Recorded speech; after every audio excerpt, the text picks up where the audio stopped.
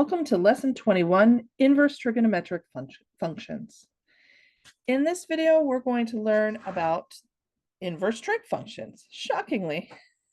And basically what we're going to do is look at what happens if we try to do the opposite operation from finding a trig function.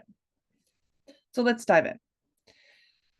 When you have a trig function, we're going to look at sine y first. When you have a trig function, what kind of thing do you put in here? Sine of what? What is the x stand for? It's an angle, right? So the input is an angle, x, in this equation. And what's the output? I put in pi over 3 and you give me out 1/2, right? It's just a number. It's just a constant, right? And so the output is a number, and that number is actually between -1 and 1, is it not? We know that the range of sine is this. So you're going to put in an angle and you're going to get an out, and you're going to get out a number in that interval, right? So again, just kind of thinking of sine of an angle equals a number.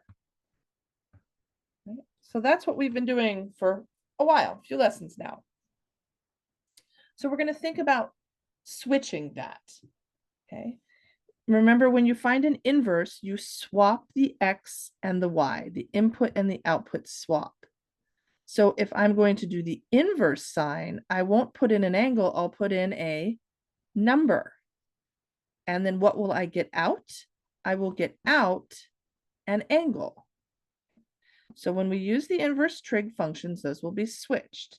The input will be a number.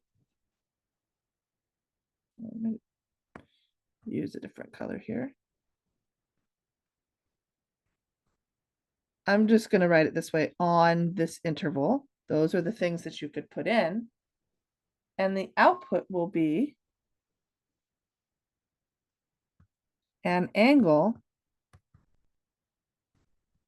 whose sine equals that number. Right? Because up here you had angle, its sine. So down here you're going to have sine, its angle. Right? So we're going to write that. Remember, our inverse notation is this to the -1 power. It does not mean 1 over sine. Okay? It means inverse sine. So this would be inverse sine of a number equals an angle. By the way, it's also written arc sine. Whoops, arc sine of A equals B. Arc in front of any trig function means it's inverse. I think they use that to try to distinguish, because they don't want you to think of this as a -1 exponent. They want to make sure you know it's an inverse function. Okay, so that's just the idea behind what happens when we switch the input and output. But then we also have to consider this situation. The function sine x. Is this function 1-to-1? Remember when we were first doing inverses, we were talking about the function's inverse will not be a function if it's not 1-to-1. And we could tell because we would do the horizontal line test. And if that horizontal line hit that function in more than one point, then the answer was no. It's not 1-to-1. And that's a problem, because then if you go to do an inverse, you'll put in a number like 1/2, and you're going to get out 1, 2, 3, 4. I mean, this goes on forever. You have an infinite number of things that could report, and that's not a function. So since it's not 1-to-1, okay, we need to restrict the domain. Remember when we did that with quadratics, we took like only half of the parabola and said, this part is the inverse we want, right? So we're going to do the same thing with sine. We have to restrict it to create just a one-to-one function that covers the entire range, but only once. Okay? And so we are going to use the interval negative pi over 2 to pi over 2 as the restricted domain for inverse sine. So let me go up here to my picture and let's mark off where that is. I'm going to get rid of my horizontal line. Okay, negative pi over 2 is here and pi over 2 is here. So that means we are starting and ending at those two spots, and we are only taking this portion of the sine curve. And that is the part of the sine curve that we are going to create this inverse function for. So what that means,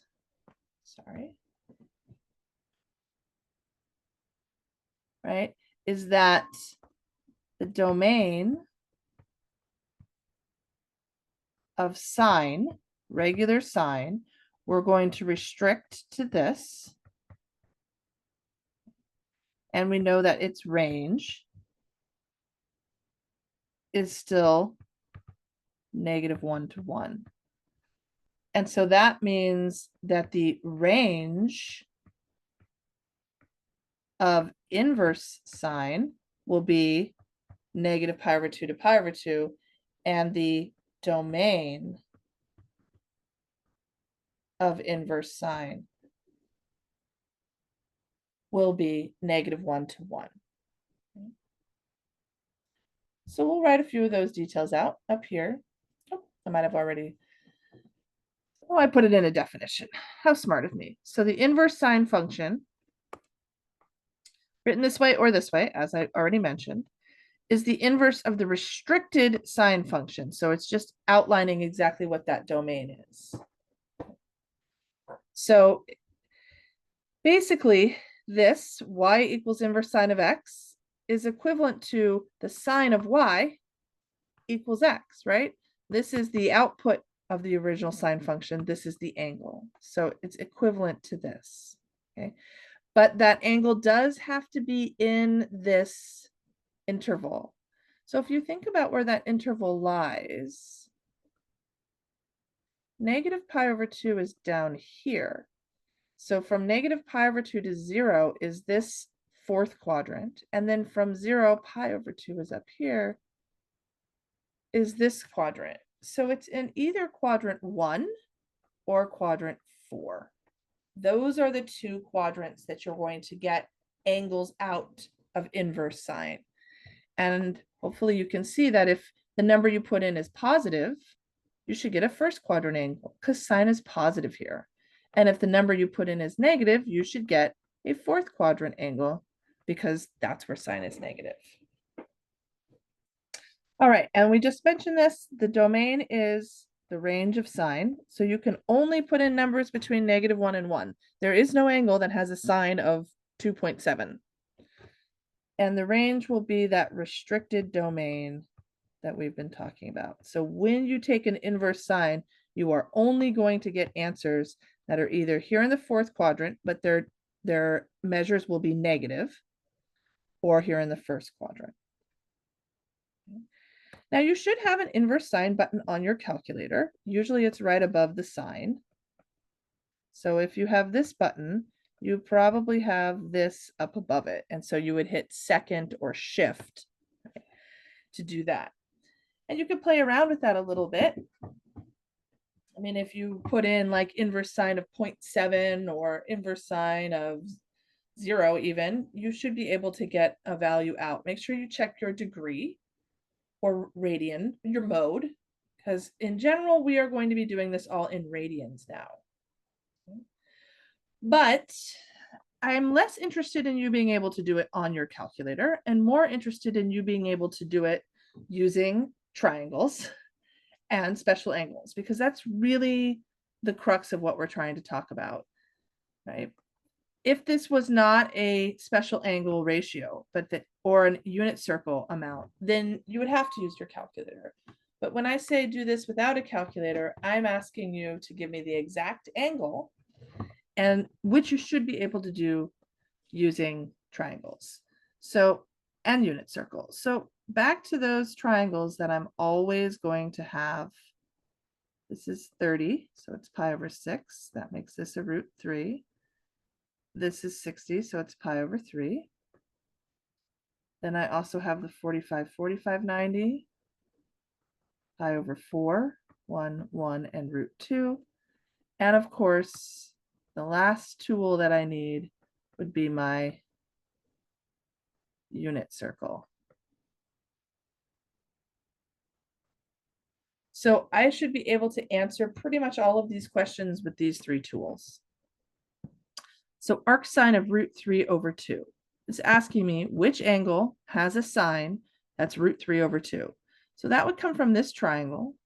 Here's my root 3, and if it's going to be sine, it has to be the opposite. So which angle is it opposite of? Pi over 3. Since it's positive root 3 over 2, then I would report back positive pi over 3. Now I'm looking at arc sine of negative, gotta use that, root 2 over 2. So as we know, that's the same as 1 over root 2.